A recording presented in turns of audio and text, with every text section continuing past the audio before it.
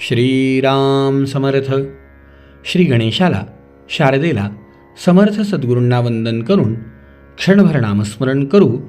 अधिक मास महात्म्य कथेचा 5वा अध्याय श्रवण करू. ओम नमो भगवते वासुदेवाय. ओम नमो भगवते वासुदेवाय. ओम नमो भगवते वासुदेवाय. ओम नमो भगवते वासुदेवाय. ओम नमो भगवते वासुदेवाय. गोपाल कृष्ण भगवान की जय. श्रोते हो नमस्कार. आज ज्येष्ठ अधिक मासाचा 5वा दिवस, गंगा दशहरा पर्वकालातलाही 5वा दिवस आणि विशेष म्हणजे आज गुरुपुष्य योग. काय आपण भाग्यवान आहोत की भगवत चिंतन करण्याची संधी आपल्याला या दिव्य मुहूर्तावर मिळतीये. ऐका हो श्रोते सर्व, ब्राह्मणाचे महात्म्य अपूर्व, माघे कथिले तुम्हा ते सर्व, आताही अपूर्व आकरणीजे. सुतांची स्वारी शौनकादिक मुनींना सांगतीये. मुनींनो, भगवान स्वतः लक्ष्मीला म्हणतायत, लक्ष्मी एकदोपवनम देवीर जगमुर्यदुकुमार कहा विहर्तुम सांब प्रद्युम्न चारुभानु गदादयः. एकदा भगवान गोपाल कृष्णांची मुलं, नातू, विहर्तुम कोण कोण होतं, सांब, प्रद्युम्न, चारुभानु, गदादयः हे खेळत होते. खेळता खेळता हे खेळत काय होते तर हे चेंडू फळीचा खेळ खेळत होते. तव तेथे खेळता चेंडू उसळला. अचानक एकाने फळीने तो चेंडू एवढ्या जोरात मारला की तो एका कुपामध्ये, एका विहिरीमध्ये जाऊन पडला. सगळेजण तिथे आले. सगळेजण वाकून पाहतायत, चेंडू काढायचा आहे. तेथे आश्चर्य देखिले नयनी. त्यांनी पाहिलं काय त्या विहिरीमध्ये तर एक क्रुक्कलास, एक सरडा होता. तो सरडा कांती सुवर्णमय सहसा. अहो, त्याची कांती सुवर्णमय होती. या यदुकुमारांनी पाहिलं, आजपर्यंत असा सरडा कधी बघितला नाही. मग समग्र मिळून एके ठाई सगळेजण एका ठिकाणी आले. चर्मबंधनी बांधिला दृढ, तव बोलता झाला सरड. हे मुलं हो सर्व ही मूढ. अरे हे मूढ मुलांनो, तुमच्यामध्ये मोठा कोण आहे? अरे, या सगळ्यांनी बघितलं, हा सरडा मनुष्यवाणीमध्ये बोलतोय. मग सांब प्रद्युम्न ते समयी, सांब प्रद्युम्न समोर आले. ते म्हणाले, अरे तू सरडा आहेस, तू मनुष्य भाषेमध्ये बोलतोय, कसं शक्य आहे? का तुला असं कसं शक्य झालं आहे? त्यावेळेला हा सरडा म्हणायला लागला, अरे मुलांनो, हे या जन्मीचं नाही, पूर्वजन्मीचं. पूर्वी मी नृग राजेंद्र देख, मी नृग नावाचा राजा आहे. गतजन्मी मी राजा होतो, इक्ष्वाकुवंशी असे देख, इक्ष्वाकुवंशात जन्माला आलो. राज्यभार चालवी विवेक, धर्मन्याय प्रतापी. धर्मानी न्याय प्रजेचे पालन, न्यायाने प्रजेचं पालन करत होतो. माझ्या वंश परंपरेने आमच्याकडे दातृत्व होतंच. हो मंडळी, दातृत्व तसं सोपं नाही बरं. अहो, असं सांगितलं आहे, आर्य चाणक्य म्हणालेत की सुशीलो मातृपुण्येन, मुलगा सुशील निघतो, आईची पुण्याई लागती. पितृपुण्येन चातुरा, वडिलांच्या पुण्याईने मुलगा चतुर होतो. तर दातृत्वम वंशपुण्येन, दान करण्याची बुद्धी ही वंश परंपरेची पुण्याई असावी लागती. तेव्हा माणसाला दान करण्याची इच्छा, बुद्धी, सगळ्या गोष्टी अनुकूल होतात. मृगराजा तर इक्ष्वाकू वंशामध्ये. काय, या इक्ष्वाकू वंशाची कथा तर आपण अनेक ठिकाणी ऐकली आहे. प्रभू श्रीराम या वंशातले आहेत. राजा हरिश्चंद्र, गंगा भूमंडळावर आणणारे भगीरथ, सोन्याचा पाऊस पाडणारे राघव महाराज, हे सगळे याच वंशातले. राजाही याच वंशातला आहे. दान करीत असे अपार, मी खूप दान धर्म करत होतो. अमित माझा कारभार, वयसा सुवर्णमय साचार, देखोनी सुरवर मानवती. देवांनाही माझा हेवा वाटत होता. हा सरडा सांगू लागला, मुलांनो, ऐसे असता एकेकाळी माझ्या हाताने पुण्यकर्म सुरू आहे. हे चालू असताना एकदा काय झालं तर अधिक मास आला. मी काय केलं, माझ्या गावातले पंचक्रोशीतले अनेक देशदेशीचे विप्र बोलवले. माझी इच्छा होती रोज सहस्त्र गोदान करावं. सलक्षणी सालंकार सहस्त्र गोदाने देतसे सत्वर. पुढे परिसिजे वृत्तांत वर्तला तो अवधारा. एका ब्राह्मणा ते धेनू दिधली दान. तव ते कळपात आली पळून. दुसरे दिनी सेवकी धरून उभी केली दानार्थ. एक दिवस झालं काय, मी संकल्प करून 1000 गायी दान केल्या. योगायोगाने त्यातली एक गाय आमच्या चरायला गेलेल्या गायींच्या कळपात पुन्हा आली. आणि दुर्दैव असं की दुसऱ्या दिवशी 1000 गायी दानाकरता ज्या उभ्या केल्या गेल्या त्यामध्ये आदल्या दिवशी कळपात परत आलेली गाय उभी केल्या गेली, तीच दान केल्या गेली. जेव्हा दुसऱ्या दिवशी सहस्त्र गायी घेऊन ब्राह्मण घरी जात होता तेव्हा आदल्या दिवशीच्या ब्राह्मणाने ती गाय ओळखली आणि त्या दोघांनी एकमेकांमध्ये वाद घालायला सुरुवात केली. त्या दोघांमध्ये भांडण लागलं. आदल्या दिवशी ज्याला गाय दिली तो म्हणत होता राजाने मला गाय दिली. दुसऱ्या दिवशीचा म्हणत होता आज मला राजाने ही गाय आत्ता दान दिली आहे. काय करावं, दोघं जण भांडत होते. बरं, शेवटी त्यांनी आपापसातलं भांडण सोडून दिलं आणि ते म्हणाले चल आपण राजाकडे जाऊ. दोघंही जण माझ्याकडे आले. आता घटनाच अशी घडलेली होती, मी दोघांनाही समजावून सांगत होतो, खूप समजावून सांगितलं. मी काय म्हणालो की हे बघा महाराज, होऊ नये ती घटना घडली. ज्यांना मी काल दान दिली आहे त्या गुरुजींना म्हणत होतो की महाराज तुम्ही ती गाय आजच्या गुरुजींना देऊ द्या. कालच्या एका गायीच्या मोबदल्यामध्ये मी तुम्हाला आज पुन्हा 1000 गायी देतो. तो ऐकायला तयार नाही. बरं, आज ज्या विप्रांना गाय दिल्या गेली त्यांनाही मी म्हणलं ही गाय त्यांना देऊन टाका. आज मी तुम्हाला 999 आजच्या आणि या गायीच्या प्रीत्यर्थ आणखी 1000 गायी देतो. दोघांनाही समजावून सांगत होतो. पण ऐसे तया ते समजाविता तव ते नायकती उभयता. मग सहस्त्र गोदाने तत्वता द्यावया सिद्ध झालो. दोघांनाही 1000 गायी द्यायला तयार जातो.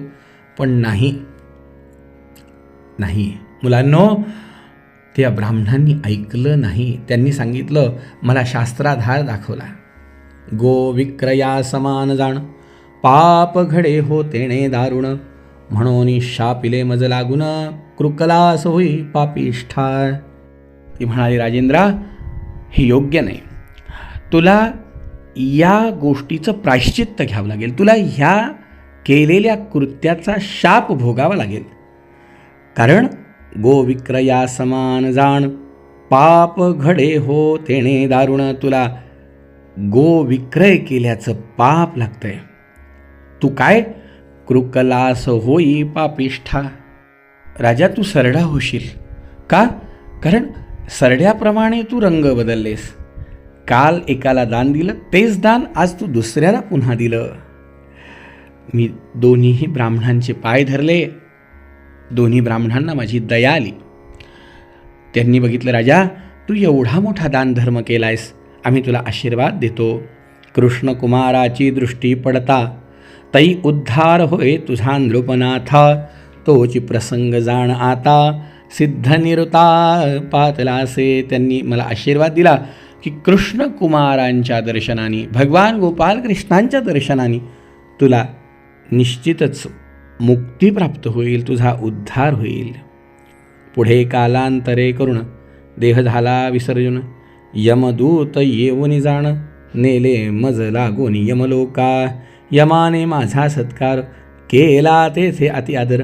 विप्रशाप परमदुर्धर गाठीस असे माझे पायी. तो नृगराजाचा देह मी सोडून दिला, यमाकडे गेलो. तिथे माझ्या पाप पुण्याचा हिशोब झाला. यमाने सत्कारही केला. पण पुन्हा एकदा मला सरडा व्हावं लागलं.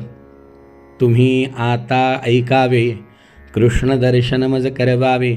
जाऊन तया ते निवेदावे वृत्तांत माझा हाय. ओहो हो, मी सरडाहून या ठिकाणी 1000 वर्ष झाले भगवंताच्या दर्शनाची आस लावून बसलोय. तुमचं दर्शन झालं, तुमची भेट झाली, भगवंताची भेट व्हावी एवढीच आशा आहे. तेव्हा या मुलांनी जाऊन भगवंताला हा वृत्तांत सांगितला. ओहो हो, भगवान तिथे आले. पाहिलंय, राजाने भगवंताला पाहिलं, तात्काळ शापमुक्त झाला. सुवर्णकांती देह प्राप्त झालेला राजा हात जोडून बघतोय. हे केशव मधुमूर संहारणा, हे कृष्ण विष्णू जनार्दना, जगपालक दीनोद्धारणा, नारायणा दयानिधे. भगवंताला नमस्कार केला, क्षणभर नामस्मरण केलं. नारायण नारायण श्रीमन्नारायण नारायण नारायण नारायण नारायण नारायण दयालु नारायण नारायण नारायण कृपाळू नारायण नारायण नारायण देवदेव जगन्नाथ गोविंद पुरुषोत्तम नारायण ऋषिकेश पुण्यश्लोकाच्युताव्यय. भगवान म्हणाले, लक्ष्मी, राजाचा उद्धार भगवंताच्या दर्शनाने झाला, पण एका विप्राचा अपराध केला. राजाला सरडा व्हावं लागलं. एवढ्याकरता लक्ष्मी, आपल्याकडनं कुणाचाही अनादर होणार नाही, हे फार महत्त्वाचं आहे. भगवान म्हणाले, लक्ष्मी, अगं ब्राह्मण काय, संत काय, साधू काय, यांचा अधिकार फार मोठा आहे.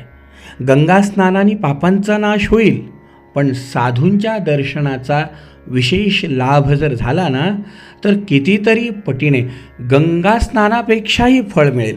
माहिती आहे तुला? अगं एकदा काय झालं तर भागीरथी गंगेच्या काठावरती अनेक लोक पापातनं मुक्त होण्यासाठी स्नान करत होते. तिथे नारायण नारायण देवर्षी नारद आले. नारदांना पाहिलं. गंगा म्हणाली, नारदा, अहो स्नान करा की. नारद म्हणाले, नाही बाई, अगं तव नारद म्हणे ते समय, तुझा ऐसे पवित्र नाही, तव दर्शनेची पाही मुक्ती होई हे प्राणी ह्या. देवर्षी नारद म्हणाले, अगं गंगे, स्नान काय, तुझ्या दर्शनाने सुद्धा सगळेजण पावन होतात. एवढंच काय तर गंगा गंगेत्यो ब्रूयाद योजनानां शतैरपि. अगं 100 कोसांवरून जरी हरगंगे भागीरथी हरगंगे भागीरथी म्हटलं तरी पापांचं क्षालन होतं. मग स्नानाचा कशाला खटाटोप करायचा.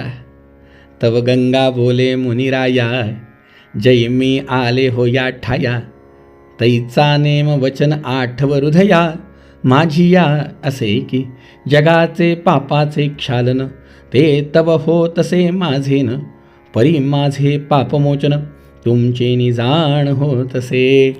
देवर्षींना गंगा माता म्हणाली, अहो सगळेजण आपलं पाप माझ्याकडे सोडून जातात, पण आपल्यासारख्या महात्म्यांनी जर माझ्या सलिलात माझ्या जलामध्ये स्नान केलं तर माझं पाप दूर होतं.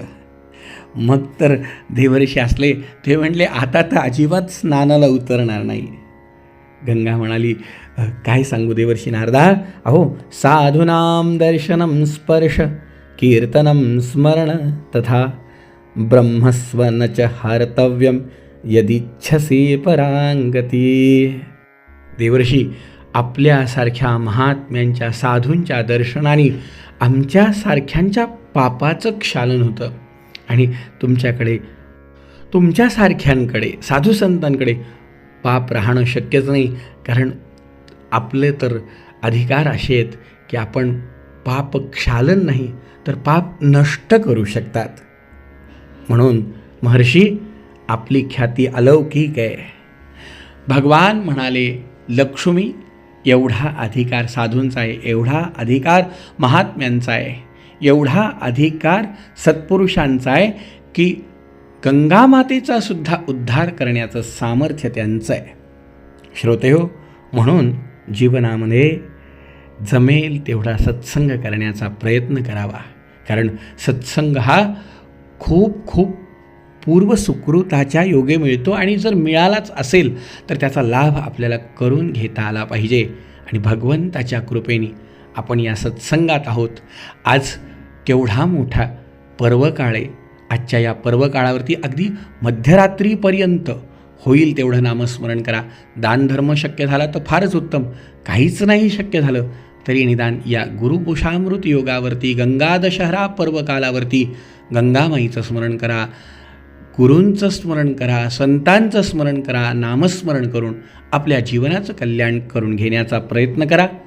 आणि हो, जे आपल्याला माहिती आहे त्या आपल्या आप्तेष्टांना सांगून त्यांच्याही कल्याणाचा मार्ग सुकर करा. जय जय रघुवीर समर्थ.